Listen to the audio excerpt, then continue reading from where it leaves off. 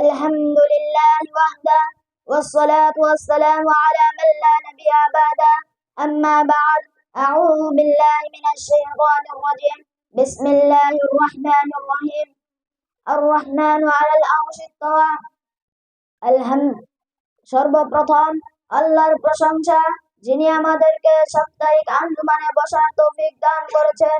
আমরা সবাই বলি আলহামদুলিল্লাহ।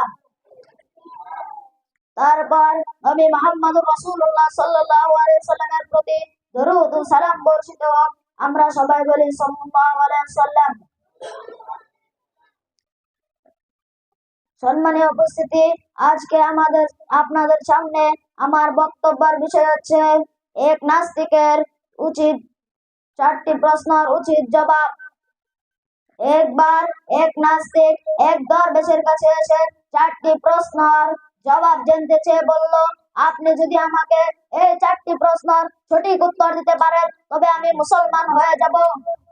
1 নম্বর বলা হয় যে আল্লাহ সবকিছুর স্রষ্টা, যদি তাই হয় তবে আমরা তাকে দেখতে পাই না কেন? 2 নম্বর প্রশ্ন, না দেখে আল্লাহকে বিশ্বাস করার কথা বলা হয়েছে কেন? 3 নম্বর প্রশ্ন, ইবলিস তথা জিন জাতি আগুনের তৈরি, সুতরাং তারা জাহান্নামের আগুনে পুড়বে কিভাবে? অর্থাৎ আগুনকে আগুন দিয়ে কিভাবে পোড়ানো হবে? 4 নম্বর প্রশ্ন, বলা হয় যে আল্লাহর ইচ্ছা ছাড়া কিছুই হয় না। দরবেশ প্রশ্নগুলো শুনে নাস্তিক লোকটিকে পাশে পড়ে থাকা একটি মাটির ঢেলা হাতে নিয়ে ওই নাস্তিক লোকটিকে ছুঁড়ে মারলেন। এতে লোকটির মাথায় আঘাত লেগে ফেটে গেল। তখন দরবেশ বলল, এই হচ্ছে তোমার 4টি প্রশ্নের জবাব। অতঃপর মাটির ঢেলার আঘাতে আহত নাস্তিক লোকটি কাজীর দরবারে দরবেশের বিরুদ্ধে মামলা দায়ের করলো। কাজী ওই নাস্তিকের বিবরণ শুনে দরবেশকে জিজ্ঞাসা করলো, আপনি ওই ব্যক্তির প্রশ্নের জবাব না দিয়ে এভাবে মারলেন কেন?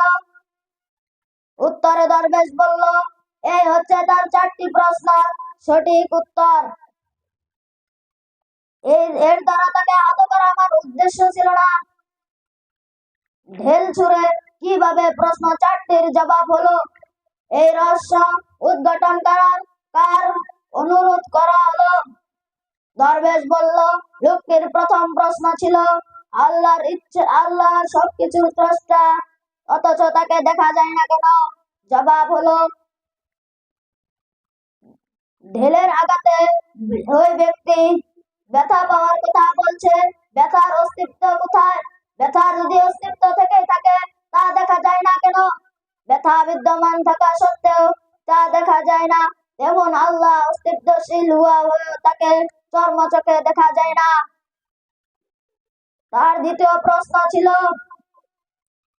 না দেখে আল্লাহকে বিশ্বাস করব কেন?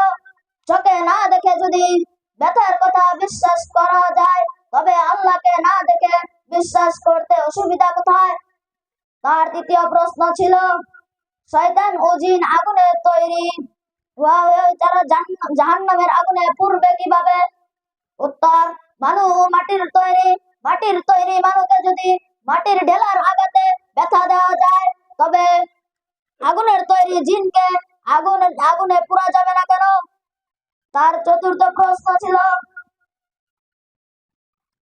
আল্লাহর ইচ্ছা ছাড়া কিছুই ঘটে না, তাহলে মানুষ তার কৃতকর্মের জন্য মানুষকে শাস্তি দেওয়া হবে কেন? উত্তর, আল্লাহর ইচ্ছায় যখন সবকিছু হয় তবে ঢেল ছুঁড়ে তার গায়ে আঘাত লাগে, সবকিছু তো তার ইচ্ছায় হয়েছে।